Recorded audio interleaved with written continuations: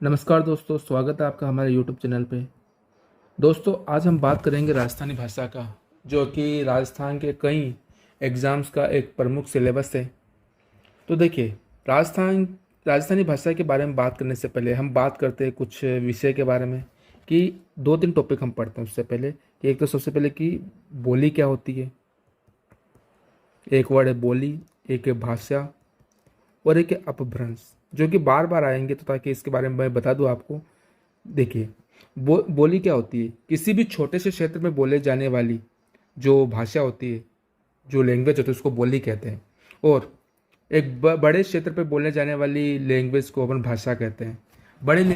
देखो, बड़े क्षेत्र का मतलब हो गया जैसे पूरे राजस्थान में, राइट, राजस्थान में जो बोली जाती है वो। और उसके जो छोटे छोटे एरिया में बोली जाती है, छोटे छोटे क्षेत्र में जो बोली जाती है, उसको हम बोली कहते हैं। देखिए, भाषा का खुद का क्या होता है? व्याकरण होता है, और इसका साहित्य भी होता है, यानी कि साहित्य यानी कि बुक्स वगैरह भी होती है। लेकिन बोली का कुछ का साहित्य नहीं होता, व्याकरण नहीं होती। ठीक है, तो ये चीज़ें हैं, ये अंतर है कि भाषा मेन है, भाषा में कई बोलियां होती है, ये हमें ध्यान रखना। अब अपभ्रंश क्या होता है? देखिए, कोई भी भाषा क्या होती है, चलने भाषा टाइम के साथ में क्या होता है, उसमें जो भिन्न भिन्न एरिया होते हैं, उनमें लोगों की जो बोलने का जो तरीका होता है वो अलग अलग हो जाता है। वो टूटी फूटी लैंग्वेज बोलने लगते हैं, वो अन्य जो वर्ड्स उनको भी यूज करने लगते हैं। और जो भाषा का टूटा फूटा रूप है वही क्या कहलाता है? अपभ्रंश कहलाता है। जैसे देखिए, कोई भाषा है, जैसे हिंदी है। हिंदी हिंदी को कई तरीके से लोग बोलने लगे, टूटी फूटी बोलने लगे, उसके कुछ वर्ड्स अलग यूज में लेने लेने लगेंगे। और यही जो ये अब फिर अपभ्रंश कहलाएंगे, और यही अपभ्रंश आगे जाकर चेंज हो जाएंगे एक नई भाषाओं में। तो अपभ्रंश का मतलब होता है कि किसी भी भाषा का टूटा फूटा रूप, या कि गलत तरीके से बोले जाने वाला रूप, राइट। तो हम इसी को क्या कहते हैं? अपभ्रंश। भाषा क्या होती है? एक बड़े क्षेत्र में बोले जाने वाली जो लैंग्वेज है, तो उसको भाषा कहते हैं। ठीक है, इसका खुद का व्याकरण होता है, इसका खुद का साहित्य होता है। और बोली, छोटे क्षेत्रों में बोले जाने वाली जो लैंग्वेज है, तो उसको बोली कहते हैं। और बोली का खुद का साहित्य एवं व्याकरण नहीं होता। तो आइए अब हम बात करते हैं मेन जो हमारा टॉपिक है, कि राजस्थानी भाषा। देखिए, राजस्थानी भाषा के बारे में जानने से पहले हम देखते हैं कि राजस्थान, ये जो हमारा राजस्थान है, उसकी राजभाषा क्या है। देखो, राजभाषा और एक होती है मातृभाषा।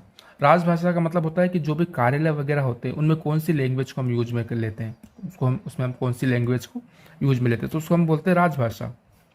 ठीक है, तो राजस्थान की जो राजभाषा है उसका नाम है हिंदी। तो राजस्थान की राजभाषा हिंदी है हमारे, ये हमें ये ध्यान रखना है। एवं अगर हम राजस्थान की मातृभाषा की बात करें, तो मातृभाषा राजस्थानी है। तो दोनों में अंतर देखिएगा कि राजभाषा यानी कि जो भी यहाँ पे के जितने भी यहाँ पे कार्यालय में काम होते हैं वो हिंदी भाषा में होते हैं, जबकि यहाँ की जो मातृभाषा लोग जो बोलते हैं वो राजस्थानी है। ओके। अब लिपि, लिपि क्या होती है? कि किसी भी भाषा को लिखने का जो तरीका होता है वो लिपि कहलाती है। तो लिपि, तो राजस्थान की दो लिपियाँ है, एक तो मेन तो देवनागरी है, और उसके अलावा मुड़िया लिपि है। तो राजस्थान की दो लिपि है, देवनागरी में भी लिखते हैं कुछ वर्ड, मुड़िया में लिखते हैं। तो दो लिपि है, मुड़िया लिपि एवं देवनागरी। देवनागरी भी राजस्थान की लिपि है। अब मुड़िया लिपि का ही अन्य नाम है महाजनी लिपि, या फिर बनियावाटी लिपि, बाणियावाटी लिपि। अब देखिए, जो महाजन जो जिस तरीके से लिखते थे, उनके लिखने का तरीका अलग होता था, कि वो मात्राएं नहीं लिखते थे, टेढ़ी मेढ़ी लिखते, और है ना, वो एकदम एक वर्ड को पूरा पेन उठाए हुए लिख देते थे, इसलिए इसको मुड़िया, क्योंकि वर्ड मुड़े हुए रहते, मुड़िया लिपि। महाजन इसको प्रयोग करते थे, या फिर बाणिया बनिया वगैरह यूज में लेते थे, इसलिए बाणियावाटी लिपि कहते हैं। ठीक है। अब दिवस कब मनाया जाता है? जो राजधानी दिवस है वो 21 फरवरी को मनाया जाता है। तो ये तो हमारे कुछ मेन हो गए। अब देखिए, हम जानते हैं कि हमारे संविधान की 8वीं सूची में, हमारी संविधान की 8वीं सूची में कुछ भाषा यूज में ली गई है, जो लगभग लिखी गई है, जो कि लगभग 22 भाषा है। कितनी भाषा है? 22 भाषा है। ठीक है, उनमें राजस्थानी भाषा सम्मिलित नहीं है, इसीलिए उनमें राजस्थानी भाषा सम्मिलित नहीं है, इसीलिए हम क्या कहेंगे कि राजस्थानी भाषा को संवैधानिक दर्जा प्राप्त नहीं है।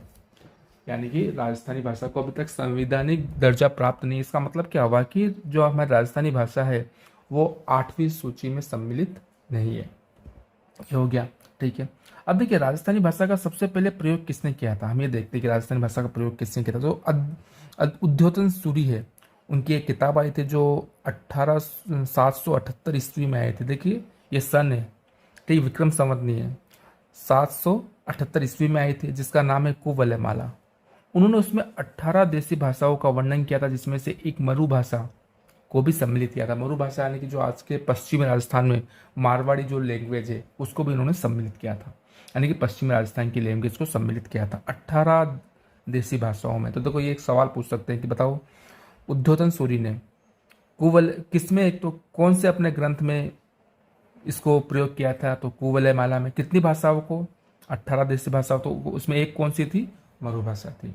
ठीक है, इसके अतिरिक्त देखिए ये तो मरु भाषा का सम्मिलित किया था। ओके, इसके अलावा जो मारवाड़ी है उसको सबसे पहले उसको किसने सम्मिलित किया था, देखिए तो अबुल फजल है, उसने अपनी बुक आईने अकबरी में मारवाड़ी को आर्य भाषा के रूप में सम्मिलित किया था। उसने आर्य भाषाओं के बारे में लिखा था, जिसमें से एक आर्य भाषा उसने लिखी थी मारवाड़ी, आईने अकबरी में। और दूसरा अगर हम देखें, अगर ये नहीं हो तो उसमें होगा कि जो कवि कुशल लाभ थे उन्होंने अपने ग्रंथ पिंगल शिरोमणि में मारवाड़ी का उल्लेख किया है।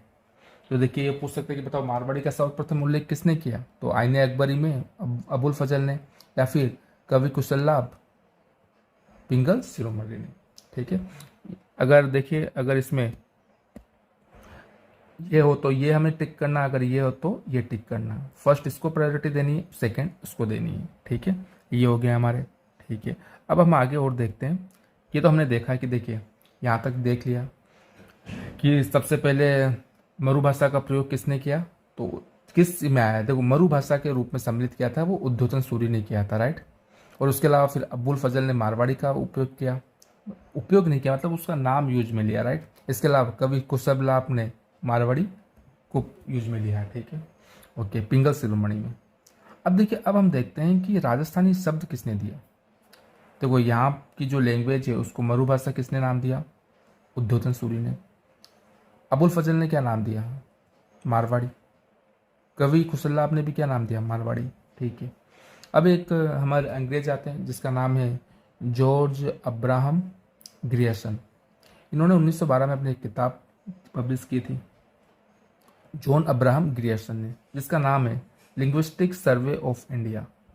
लिंग्विस्टिक सर्वे ऑफ इंडिया में राजस्थान, उस समय ये राजपूताना था, तो राजपूताना प्रदेश में उस समय जो राजस्थान प्रदेश था उसमें जितनी भी भाषाएं बोली जाती थी उन सभी को सम्मिलित रूप से राजस्थानी भाषा दिया, राजस्थानी का।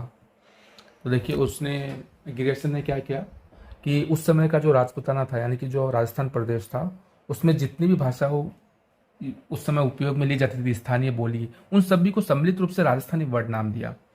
तो ठीक है ना, विभिन्न भाषाओं को सामूहिक रूप से क्या कहा उसने, राजस्थानी कहा। तो सबसे पहले राजस्थानी वर्ड किसने यूज में लिया, तो हम क्या कहेंगे बताओ, जॉर्ज अब्राहम ग्रियर्सन ने। राजस्थानी भाषा के लिए राजस्थानी वर्ड किसने यूज में लिया, जॉर्ज अब्राहम ग्रियर्सन ने, वो अपने कौन से पुस्तक में, लिंग्विस्टिक सर्वे ऑफ इंडिया में।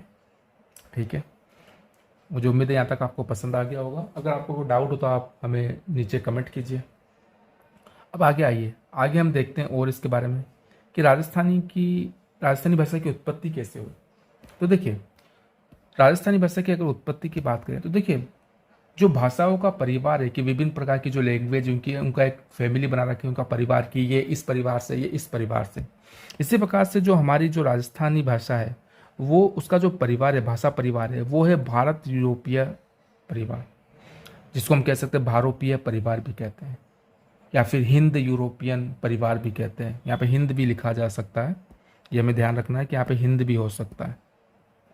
ठीक है, तो यहाँ पर ये हिंद भी लिखा जा सकता है कि क्या लिखा हो सकता है कि हिंद यूरोपीय परिवार, या फिर भारत यूरोपीय परिवार, या फिर भारोपीय परिवार, ये हमें ध्यान रखना है। ओके, उसके अलावा अगर इसकी उत्पत्ति मानी जाती है कि उत्पत्ति कौन सी भाषा से मानी जाती है, तो इसकी उत्पत्ति मानी जाती है शोर सैनी के गुजरी अपभ्रंश से।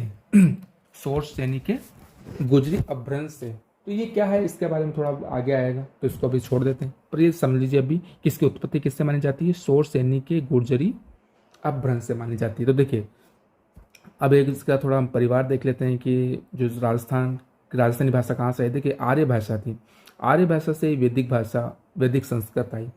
आगे चल के जो वैदिक संस्कृत है, हमारी वैदिक संस्कृत है, देखो आर्य भाषा से वैदिक संस्कृति, वैदिक संस्कृति से दो भाषाएं बन गई, एक तो संस्कृत और एक क्या बनी, पाली। ठीक है, अब हमें सिर्फ राजस्थान का पढ़ना है, इसलिए हम उसी की ब्रांच को, उसी की शाखा को अधिक रूप से पढ़ेंगे। तो पाली से भी फिर कई बनी, देखिए शौरसेनी प्राकृत बनी, मागधी प्राकृत बनी और महाराष्ट्र प्राकृत बनी। ये 3 प्राकृत बनी। किससे बनी? ये पाली से बनी।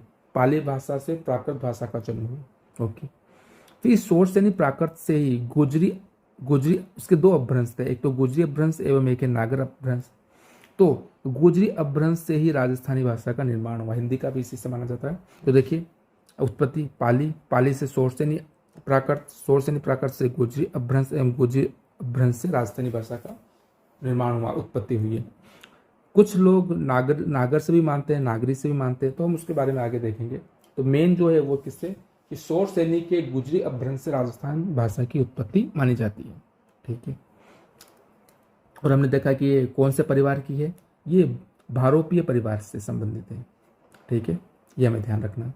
ओके, अब आगे आप देखते हैं, अब वापस देखते हैं कि देखो ये तो हमने देख लिया कि हम इसको किससे इसकी उत्पत्ति मानी गई है, लेकिन अब ये भी देखते हैं कि किसने, इसके अलावा भी जो अलग अलग भाषा विज्ञानी है उन्होंने अलग अलग इसकी उत्पत्ति मानी। तो देखते हैं कि देखिए शौरसेनी अपभ्रंश, शौरसेनी अपभ्रंश, इससे उत्पत्ति किस किसने मानी? एक तो वही एलपी टेस्सीटोरी, या फिर जिसको हम टेस्सीटोरी भी कहते हैं।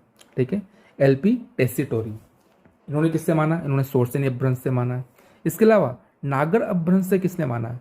जॉर्ज अब्राहम ग्रियर्सन एवं पुरुषोत्तम मैनारिया। पुरुषोत्तम मैनारिया ने इनका समर्थन किया, और जॉर्ज अब्राहम ग्रियर्सन ने किससे माना इसको? नागरी अपभ्रंश से माना है। ठीक है, इसके बाद सौराष्ट्रीय अपभ्रंश से इसकी जो उत्पत्ति है वो किसने मानी है? सुनीति कुमार चटर्जी ने। सुनीति कुमार चटर्जी ने सौराष्ट्रीय अपभ्रंश से इसकी उत्पत्ति मानी गई। इसके अलावा जो गुजरी अपभ्रंश है उससे कन्हैयालाल माणिक्यलाल मुंशी एवं मोतीलाल मेनारिया, इन्होंने इससे मानी है, और ये सर्वाधिक मान्य यही है, सर्वाधिक मान्य यही है। तो देखिए सिर्फ शौरसेनी से अगर माना जाए, शौरसेनी अपभ्रंश से, तो उन्होंने किससे? टेस्सीटोरी ने माना है। ठीक है, और गोजरी अपभ्रंश से अगर हम बात करें तो कन्हैयालाल माणिक्यलाल मुंशी एवं मोतीलाल मेनारिया ने। ठीक है, तो उम्मीद है आपको यहाँ तक ये समझ में आया होगा। और देखिए हम आपके लिए ऐसे ही वीडियो लाते रहेंगे, तो आप अपने हमारे चैनल को सब्सक्राइब कर लीजिए, लाइक कीजिए और अपने दोस्तों में इसको शेयर कीजिए। अब देखिए राजस्थानी भाषा का विकास क्रम हम देखते हैं कि विकास किस प्रकार से हुआ। विकास ऐसा नहीं है कि एक चरण में हो जाता है, विकास के कई चरण होते हैं। तो हम इन चरणों की बात करते हैं कि विकास के चरण क्या है। देखिए सबसे पहले कि जो 11वीं से 13वीं सदी का तक जो राजस्थानी भाषा है वो गोजरी अपभ्रंश के रूप में बोली जाती थी, यानी कि वो एक टूटी फूटी लैंग्वेज थी, इसका कोई अलग से अस्तित्व नहीं था, वो एक गोजरी अपभ्रंश के रूप में बोली जाती थी। ठीक है, उसके बाद में 13वीं सदी आते आते 13वीं सदी के बाद में, या फिर 13वीं सदी के आते आते जो राजस्थानी भाषा वो गोजरी अपभ्रंश से अलग हो गई, उसने अपना एक अलग सा थोड़ा अस्तित्व बना लिया। ठीक है, प्राचीन राजस्थानी जिसे कहते हैं, वो कब है बताओ? 13वीं से 16वीं सदी। इस समय अकेली नहीं थी। देखो इस समय राजस्थानी के अलावा जो दूसरी लैंग्वेज थी गुजराती, वो दोनों का एक मिक्स रूप था, दोनों का एक सामूहिक रूप था, जिसको हम प्राचीन राजस्थानी कहते हैं। कब थी? 13वीं से 16वीं सदी। अब 16वीं सदी के बाद में क्या होने लगा कि जो गुजराती है उसकी अलग से वो अब विकसित होने लगी, उसमें कुछ अलग परिवर्तन आने लगे, और जो राजस्थानी उसमें कुछ अलग परिवर्तन आ गए, और दोनों एक दूसरे से भिन्न हो गई। पहले यहाँ पर जो सेकंड प्राचीन है, यहाँ पर दोनों एक ही थी, दोनों मिक्स रूप थी, दोनों एक साथ बोली जाती थी, लेकिन अब दोनों ने खुद को अलग अलग कर लिया। तो देखिए मध्य राजस्थानी, तो उस समय जो लैंग्वेज बनी हम उसको कहेंगे मध्य राजस्थानी, 16वीं से 18वीं सदी तक। और 18वीं सदी के बाद में जो आज की जो राजस्थानी वो वर्तमान तक चल रही है वो है। तो देखिए हम इसमें क्या कर सकते हैं कि 13वीं सदी तक तो ये अपभ्रंश के रूप में बोली जाती थी। 13वीं सदी के बाद में इसने गुजरी अपभ्रंश से खुद को अलग करके एक नई भाषा के रूप में विकसित करने लगा, लेकिन इसके साथ में गुजराती भी थी। फिर 16वीं सदी के बाद में गुजराती और राजस्थानी दोनों अलग होने लगी, और 16वीं सदी के बाद में पूरी तरीके से अलग होकर एक नई भाषा का इसने स्वरूप धारण कर लिया। और 18वीं सदी के बाद में इसमें कुछ और परिवर्तन हुए। तो आधुनिक जो हमारी राजस्थानी है उसका जो स्वरूप आया वो कब आया? वो आया है हमारे पास में 18वीं सदी से वर्तमान तक। ठीक है, ये हमें ध्यान रखना है कि इसके 4 चरण हैं। ओके, अब अगर देखिए विस्तार की बात की जाए, किसका विस्तार कहाँ से कहाँ तक है, राजस्थानी भाषा का, तो राजस्थानी भाषा राजस्थान में तो बोली ही जाती है। राजस्थान के अलावा कहाँ बोली जाती है? राजस्थान के जो आसपास के एरिया, जैसे राजस्थान से लगता हुआ कौन सा एरिया, ऊपर सिंध और पंजाब का एरिया, हरियाणा का कुछ लगता हुआ एरिया है। इसके अलावा एमपी और यूपी का भी, एमपी और यूपी का भी जो लगता हुआ राजस्थान से एरिया है, वहाँ पर भी क्या बोली जाती है? राजस्थानी। तो देखिए एमपी और जो यूपी के पश्चिमी भाग को हम क्या कह सकते हैं कि मध्य भारत का पश्चिमी भाग भी कहते हैं इसको, मध्य भारत का पश्चिमी भाग, वहाँ पे भी राजस्थानी बोली जाती है। तो इस तरीके से लगभग राजस्थान के अलावा और एरियो में भी बोली जाती है। तो लगभग 8 करोड़ लोगों के द्वारा राजस्थानी भाषा का प्रयोग किया जाता है। ऐसा पूछेंगे नहीं क्योंकि ये एकदम फिक्स वैल्यू नहीं होती, इसलिए ऐसा नहीं पूछेंगे कि कितने लोग यूज में लेते हैं, लेकिन फिर भी कि विश्व में लगभग 8 करोड़ लोगों के द्वारा राजस्थानी भाषा बोली जाती है। और विश्व में इसकी जो पॉपुलरिटी है उसके आधार पर इसका 16वीं भाषा है और भारत में इसका 7वां नंबर है। ठीक है, पॉपुलरिटी, लोकप्रियता के आधार पर। ठीक है, अब आगे हम देखते हैं इसका वर्गीकरण किसने किया और कितना किया। देखो वर्गीकरण, अब हम बात करते हैं इसके वर्गीकरण की। तो देखिए इसका वर्गीकरण 2 जनों ने जो किया है, जॉर्ज अब्राहम ग्रियर्सन, ये एक तो ये प्रसिद्ध है, एक है टेस्सीटोरी के द्वारा। इन दोनों ने इसका वर्गीकरण किया। जो जॉन अब्राहम ग्रियर्सन है, इसको कुल मिलाकर राजस्थानी भाषा को उसने 5 भागों में बांटा गया है। एक तो पश्चिमी राजस्थानी, जिसमें मारवाड़ी सम्मिलित है, मेवाड़ी सम्मिलित है, वागड़ी, शेखावाटी, ये इसकी बोलियां है। देखिए भाषा कौन सी हो गई? राजस्थानी। राजस्थानी की जो विभिन्न प्रकार की, अब जो यहाँ पर अलग अलग छोटे छोटे एरियो में बोली जाती है, छोटे छोटे क्षेत्रों में जो बोली जाती है, उसको हम क्या कहेंगे? उसको हम कहेंगे बोली। तो पश्चिमी राजस्थान में कौन कौन सी बोलियां? मारवाड़ी, मेवाड़ी, वागड़ी और शेखावाटी। इसके अलावा मध्य पूर्वी राजस्थानी, मध्य पूर्वी राजस्थानी, तो देखो वहाँ पे कौन से बोली जाती है? ढूंढाड़ी एवं हाड़ौती। उत्तर पूर्वी राजस्थानी, मेवाती एवं अहिरवाटी। देखिए इसके बारे में हम सारी बोलियों के बारे में अगले चैप्टर में डिटेल से स्टडी करेंगे, तो यहाँ पर हम सिर्फ क्लासिफिकेशंस देखते हैं।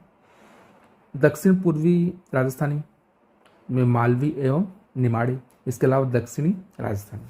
ठीक है, इन 5 भागों में जॉर्ज अब्राहम ग्रियर्सन ने डिवाइड किया है। अब देखते हैं टेस्सीटोरी ने इनको 2 भागों में डिवाइड किया है, एक तो पश्चिमी राजस्थानी एवं पूर्वी राजस्थानी। पश्चिमी राजस्थान में कौन कौन सी भाषा आती है? शेखावाटी, जोधपुर की खड़ी राजस्थानी एंड ढकटी। इसके अलावा थली, बीकानेरी, किशनगढ़ी, खेराड़ी, गोडवाड़ी एवं देवड़ावाटी। ये गोडवाड़ी और देवड़ावाटी को सिरोही में बोली जाती है। तो ये, इसके अलावा पूर्वी राजस्थान में तोरावटी, हाड़ौती, खड़ी जयपुरी, काठेड़ी, अजमेरी, राजावाटी, चौरासी एवं नागरचौड़। ये भाग उसने, ये कुछ है जो डिवाइड कर रखे थे। तो हमें 2 भाग याद रखने हैं। एक तो जॉर्ज अब्राहम ग्रियर्सन ने कितने भागों में बांटा था? 5 भागों में। कौन कौन से? पश्चिमी राजस्थानी, मध्य पूर्वी, उत्तरी पूर्वी, दक्षिणी पूर्वी एवं दक्षिणी। बहुत आसान है। इसके अलावा जो टेस्सीटोरी है उन्होंने 2 भागों में डिवाइड किया था। कौन से? पश्चिमी राजस्थानी एवं पूर्वी राजस्थानी। तो ये था राजस्थानी भाषा का वर्गीकरण। अब देखिए आगे आते हैं कि लिपि। देखो लिपि क्या होती है? तो किसी भी भाषा को जो लिखने का तरीका होता है उसे हम लिपि कहते हैं। किसी भी भाषा को जो लिखने का तरीका होता है वो लिपि कहलाता है। तो राजस्थान की जो लिपि है, देखो लिपि या तो देवनागरी अगर लिपि आए, या तो मुड़िया लिपि आए तो मुड़िया लिपि करना है हमें, और अगर देवनागरी लिपि हो तो देवनागरी। अगर दोनों में दोनों हो तो हमें मुड़िया लिपि करना। ठीक है, तो मुड़िया लिपि क्या होती है कि मुड़िया लिपि, देखो जो महाजन वगैरह थे, जो बनिया वगैरह है, वो लिखते समय शब्द को बिना मात्रा के लिखते हैं, बिना मात्रा के लिखते थे उस समय, मोड़ कर लिखते थे। वो एक ही शब्द को बिना पेन उठाए लिख देते थे, और नीचे पॉइंट वगैरह नहीं लगता था जिससे नुक्ता कहते हैं, इसमें नुक्ता का प्रयोग नहीं करते। ठीक है, और बिना कलम उठाए इसको लिखने का जो तरीका है वो क्या है, मुड़िया लिपि कहलाने लगी। और देखो इसमें जो अब क्योंकि शब्द को बिना पेन उठाए लिखते थे पूरा का पूरा, तो जो वर्ड होते थे वो मुड़े हुए होते थे, इसलिए इसको नाम कह दिया मुड़िया लिपि। इसका जो श्रेय है कि उसका आविष्कार किसने किया, तो राजा टोडरमल को इसका हम श्रेय दे सकते हैं। ठीक है, ये हमें ध्यान रखना है। अब देखिए राजस्थानी जो लिपि, राजस्थानी भाषा में लिखते समय क्या करते थे? एक तो अर्ध अक्षर नहीं लिखते हैं। अभी हम देखेंगे क्या अर्ध अक्षर। देखो अर्ध अक्षर नहीं लिखते हैं, इसका मतलब क्या हो गया? जैसे लक्ष्मण है, इसको हम लक्ष्मण को कैसे लिखेंगे? लक्ष्मण। ठीक है, इसके अलावा संयुक्त अक्षर नहीं लिखते। संयुक्त अक्षर का मतलब होता है जैसे कि क्षत्रिय का श, ये नहीं लिखते हैं, इसको छ का या फिर ख लिख देते हैं। इसके अलावा रेफ का प्रयोग नहीं है, यानी कि जो आधा र होता है उसका प्रचलन नहीं है, जैसे रेफ का प्रयोग नहीं। देखिए जैसे गर्म गर्म को हम क्या लिखते हैं, पूरा उसको आर र लिख के हम गर्म लिखते हैं। इसी प्रकार से इसको जो री से ऋषि वाला आता है उसको री नहीं लिख के हम क्या लिखते हैं, र के ऊपर ई की मात्रा, तो जैसे ऋतु को हम क्या लिख देते हैं, ऋतु लिख देते हैं। तो ये कुछ है जो राजस्थानी लिपि में लिखे जाते हैं। तो राजस्थानी लिपि में ध्यान रखिए, अर्ध अक्षर नहीं है, क्या सम्मिलित नहीं है पूछ सकते हैं, संयुक्त अक्षर नहीं आते हैं और रेफ का प्रचलन नहीं होता है, ठीक है। और बिना मात्रा, और देखो मुड़िया लिपि के वो अगर क्वालिटी पूछे या फिर कुछ उसकी उसके गुण पूछे, गुणधर्म पूछे, तो हम क्या बताएंगे, बिना मात्रा के शब्द लिखे जाते हैं, बिना मात्रा के, कोई मात्रा नहीं लगाई जाती, वो मोड़ कर, क्योंकि बिना, पूरा का पूरा जो शब्द है बिना किसी पेन को उठाए हुए लिखते तो वो मुड़ जाते हैं, इसलिए इसको मोड़ कर लिखे जाते हैं, तो इसलिए मुड़िया लिपि कहते हैं। बिना कलम उठाए लिखे जाते हैं, इसमें नुक्ता का प्रयोग नहीं किया जाता। इसका श्रेय किसको दिया जाता है, तो राजा टोडरमल को इसका श्रेय दिया जाता है, ठीक है। तो उम्मीद है आपको ये हमारा जो लेसन है पसंद आया होगा। अगर पसंद आया तो आप इसको लाइक कीजिए, सब्सक्राइब कीजिए, और इसके जो अगले चैप्टर में हम पढ़ेंगे बोलियों के बारे में। तो ठीक है, तब तक आप पढ़ते रहिए। Thank you very much.